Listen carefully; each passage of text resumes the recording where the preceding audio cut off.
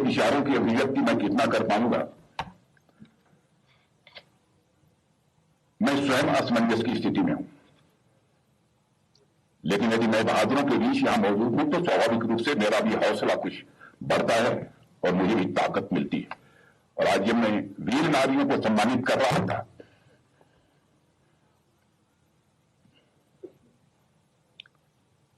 इस क्षण को मैं कभी जीवन में भूल नहीं सकता। साथियों, आज इस कारगिल दिवस के पावन अवसर पर आप सभी के बीच उपस्थित होकर मुझे बेहद खुशी हो रही है। और सबसे पहले मैं भारत माता के उन जाबाज सपूतों को नमन करता हूं जिन्होंने मातृभूमि की रक्षा के लिए अपना सर्वस्व न्यौछावर कर दिया। मैं उन वीर सपूतों को भी नमन करता हूं जिन्होंने राष्ट्र को सर्वप्रथम रखा और उसके लिए अपने प्राणों की आहुति देने में वह पीछे नहीं हटे। मैं उन वीरों को अपनी श्रद्धांजलि अर्पित करता हूं जिनके सर्वोच्च बलिदान के कारण कश्यप मुनि, ललितादित्य और भगवान बुद्ध की आभा से प्रदीप्त इस पावन धरती पर आज हम विजय दिवस मना रहे हैं। मैं ऑपरेशन विजय की सफलता के 24 वर्ष पूरे होने पर समस्त देशवासियों को हार्दिक बधाई देता हूं। साथियों, आज कारगिल की इस वीर भूमि पर आप सभी सैनिकों के बीच उपस्थित होकर मैं जिस गौरव की अनुभूति कर रहा हूं, मैं उसे शब्दों में बयां नहीं कर सकता हूं। कारगिल की इन सुंदर पहाड़ियों में आप लोगों के साथ समय बिताना मेरे लिए बेहद सुखद है।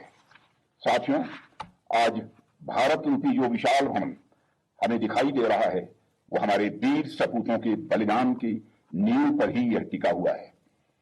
भारत नाम का यह विशाल वटवृक्ष उन्हीं वीरों के खून और पसीने से अभिसिंचित है। अपने हजारों सालों के इतिहास में इस देश ने अनेक ठोकरें खाई हैं, पर अपने वीर जवानों के दम पर यह देश बार बार किया है।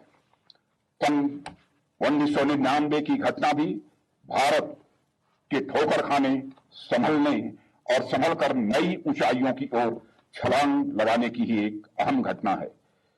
भारत मां के ललाट की रक्षा के लिए 1999 में कारगिल की चोटी पर देश के सैनिकों ने वीरता का जो प्रदर्शन किया, हमारे सैनिकों ने जो शौर्य का प्रदर्शन किया, वह इतिहास में सदैव स्वर्णाक्षरों में लिखा जाएगा। आज हम खुली हवा में सांस इसलिए ले पा रहे हैं क्योंकि किसी समय माइनस टेम्परेचर में भी हमारे सैनिकों ने ऑक्सीजन की कमी के बावजूद अपनी बंदूकें कभी नीचे नहीं की। आज कारगिल में भारत का ध्वज पूरे गौरव के साथ इसलिए लहरा रहा है क्योंकि 1999 में कारगिल के युद्ध में भारत के सैनिकों ने अपने शौर्य का परिचय देते हुए दुश्मनों की छाती में अपना तिरंगा लहरा दिया था। कारगिल की वह जीत पूरे भारत की जनता की जीत थी। भारतीय सेनाओं ने 1999 में कारगिल की चोटियों पर जो तिरंगा लहराया था वह केवल झंडा भर नहीं था बल्कि इस देश के करोड़ों लोगों का स्वाभिमान था। साथियों, आप सब जानते हैं, स्वाभिमान यह मनुष्य के हृदय की सबसे बलवती भावना होती है। मनुष्य जिंदगी में सब कुछ स्वीकार कर सकता है लेकिन अपने स्वाभिमान से किसी भी सूरत में समझौता नहीं कर सकता है। भारत को यदि आजादी मिली है तो ऐसे ही स्वाभिमानी बहादुर जाबाजों के कारण भी हम सबको आजादी मिली है। चाहे वह चंद्रशेखर आजाद हो, सरदार भगत सिंह हो, खुदीराम बोस हो, अशफाक उल्लाह खां हो, चाहे ऐसे अनगिनत हमारे स्वतंत्रता संग्राम सेनानी हो जिन्होंने अपना बलिदान दिया था। चंद्रशेखर आजाद इसी बगल के उत्तर प्रदेश के इलाहाबाद के कंपनी गार्डन में अपने रिवाल्वर की गोलियों से अपने अंग्रेज दुश्मनों को भूनते भूनते जब अपने रिवाल्वर में अंतिम गोली शेष बची तो उन्हें इस बात की चिंता सताने लगी कि कहीं विदेशियों के रिवाल्वर की विदेशी गोली हमारे जिस्म में प्रवेश कर हमारी जिस्म को नापाक न कर दे। इसलिए उन्होंने अपने ही रिवाल्वर की अंतिम गोली अपने सीने में दाग लेने का काम किया था। तब जाकर यह भारत आजाद हुआ।